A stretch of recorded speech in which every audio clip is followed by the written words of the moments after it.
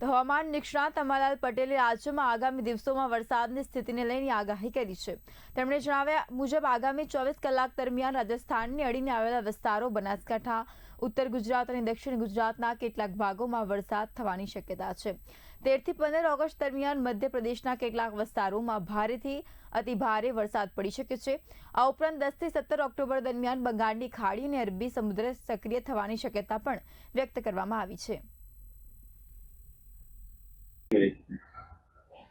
આગામી 24 કલાકમાં હજુ ગુજરાતના ભાગોમાં વરસાદ થવાની શક્યતા રહેશે। રાજસ્થાનના સંલગ્ન ભાગોમાં વરસાદ થવાની શક્યતા રહેશે। બનાસકાંઠાના ભિન્ન ભિન્ન ભાગોમાં વરસાદ થવાની શક્યતા રહેશે। ઉત્તર ગુજરાતના ભિન્ન ભિન્ન ભાગોમાં વરસાદ થવાની શક્યતા રહેશે। અને લગભગ ત્યારબાદ મધ્ય ગુજરાતના વડોદરાના ભિન્ન ભિન્ન ભાગોમાં વરસાદ થવાની શક્યતા રહેશે। અને દક્ષિણ ગુજરાતના કોઈ ભાગમાં વરસાદ થવાની શક્યતા રહેશે। સૌરાષ્ટ્રના કોઈ ભાગમાં વરસાદી ઝાપટા પડવાની શક્યતા રહેશે। ઉત્તર સૌરાષ્ટ્રના કોઈ ભાગમાં વરસાદી ઝાપટા પડવાની શક્યતા રહેશે। પરંતુ તારીખ 13 થી 15માં મધ્યપ્રદેશમાં ભારે વરસાદ થતાં ભારેથી અતિભારે વરસાદની શક્યતા રહેતા તદ ભાગોમાં મધ્યપ્રદેશના સંલગ્ન ગુજરાતના ભાગોમાં પણ વરસાદ થવાની શક્યતા રહેશે। અને નર્મદા નદીનું જળસ્તર વધવાની શક્યતા રહેશે। અને બંધમાં પાણીની આવક પણ આવવાની શક્યતા રહેશે। પણ ઉલ્લેખનીય છે કે આ વખતે ગુજરાતમાં સારો વરસાદ થવામાં છે, પરંતુ પશ્ચિમ સૌરાષ્ટ્રમાં હજુ લગભગ કેટલાક ભાગોમાં ઘણી અસર છે। ખાસ કરીને પોરબંદરના ભાગો, જામનગરના ભાગો અને દ્વારકાના ભાગોમાં વરસાદની અસર જોવા મળેલી છે। તારીખ 17 થી 19માં ગુજરાતના ભાગોમાં વરસાદી ઝાપટા પડવાની શક્યતા રહેશે। આ મઘા નક્ષત્રનું વરસાદી પાણી સારું ગણાશે। તારીખ 17 થી 19 ઓગસ્ટમાં મઘા નક્ષત્રમાં બાદ 23 ઓગસ્ટથી 28 ઓગસ્ટમાં પણ રાજ્યના ભાગમાં વરસાદ થવાની શક્યતા રહેશે। એટલે મઘા નક્ષત્રનું આ વરસાદી પાણી સારું ગણાય છે। ઓગસ્ટ બાદ સપ્ટેમ્બરમાં પણ વરસાદ થવાની શક્યતા રહેશે।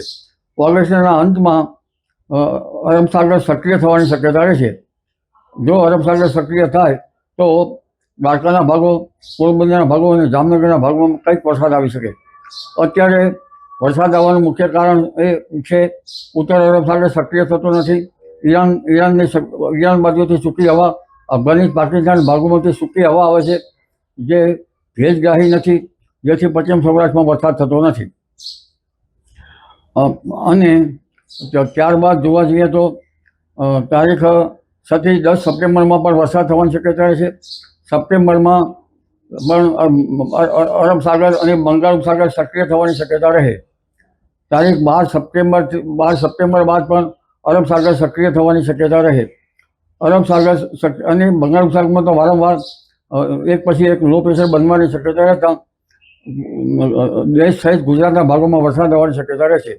એટલે પશ્ચિમ સૌરાષ્ટ્રના ભાગોમાં ઓગસ્ટના અંતમાં અને સપ્ટેમ્બરના ભિન્ન ભિન્ન ભાગોમાં કંઈક હલચલ જોવા મળે।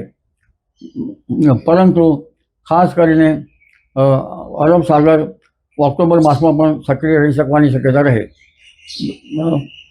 લગભગ 12 સપ્ટેમ્બર બાદ તો વરસાદની શક્યતા રહેશે। કેટલાક રાજ્યના ઘણા ભાગોમાં ભારે વરસાદ ઝાપટા પડવાની શક્યતા રહેશે।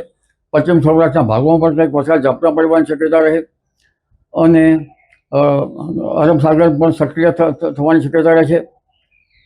ત્યારબાદ 10 ઓક્ટોબરથી 17 ઓક્ટોબર વચ્ચે પણ દરિયામાં ભારે પવન ફૂંકાવાની શક્યતા રહેશે।